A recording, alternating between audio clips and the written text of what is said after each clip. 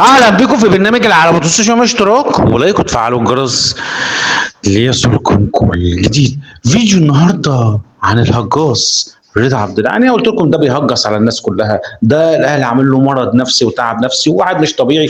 هو هجاص وبيهجص على الناس كلها. طبعا هو بيحب، طبعا بيعمل تعصب وفتنه في الرياضه المصريه، هو منبع للتعصب والفتنه في الرياضه المصريه. طبعا هو شخص كاره وحاقد وغلاوي جدا تجاه النادي الاهلي. الاهلي عامل له مرض نفسي وعامل له تعب نفسي وعامل له عقده نفسيه بجد يعني.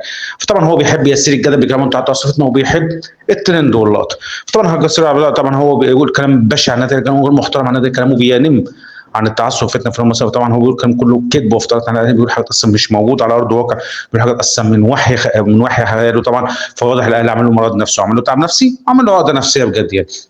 بس طبعا هجاص طبعا هو ب 100 وش متراوم، ما عندوش شخصيه اصلا، ما عندوش مبدا في حياته.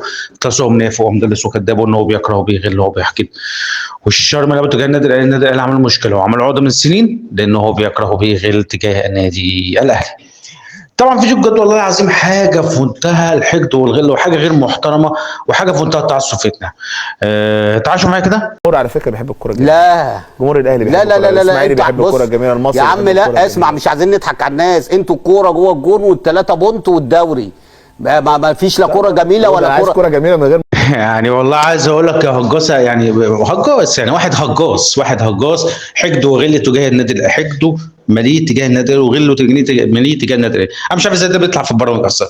انا لغايه دلوقتي ازاي ده ما بيطلع، يعني بيطلع في البرامج ازاي؟ انا مش عارف. بالكلام اللي هو قاله ده طلع بيقول ان الاهلي انتوا مش عايزين، بيقول لك انتوا مش بتعملوا، يعني ايه، جمهور الاهلي ما بيحبش الكره الجميله، وان كنتوا بتحبوا الكره تبقى في الشبكه واهداف ومش عارف ايه. لا اقول له، عايز اقول لك يا هجاص، الاهلي هو دايما على طول هو ملك اللعبه الجميله يا هجاص.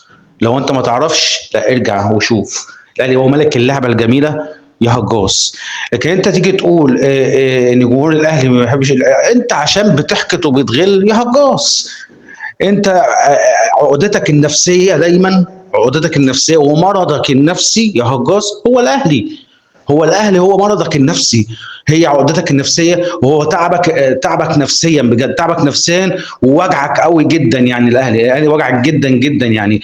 وفي لعيبه كتير وجعاك يعني. فطبعا هو يقول الكلام ده تعصب وفتنه في المصرية على الهواء مباشره. والطبيعي يعني المفروض اصلا اللي زي ده بالكامل ده ما يطلعش في البرامج خالص المفروض يعني. فاللي زي ده دايما بيعمل تعصب وفتنه في الرياضه المصريه، هو بيحب الكلام ده عامه يعني. هو الهجاص ده بيحب اللي هو يعمل تعصب وفتنه في الرياضه المصريه، واللي زي ده دايما بيحقد وبيغل تجاه النادي الاهلي. الاهلي قلت لكم عامل له مرض نفسي وعامل له عقده نفسيه، دايما عامل له عقده نفسيه للهجاص. فطبعا الهجاص طبعا هو قلت لكم هو بيسير الجدل بكلامه وانت عطى صفتنا وبيحب الترند واللقطه. فطبعا الهجاص طبعا هو كاره للنادي الاهلي وحاقد على النادي الاهلي. رضا عبد العال، اعرف حجمك قبل ما تتكلم عن النادي الاهلي. استني في حلقه بكره من برنامج العالمي.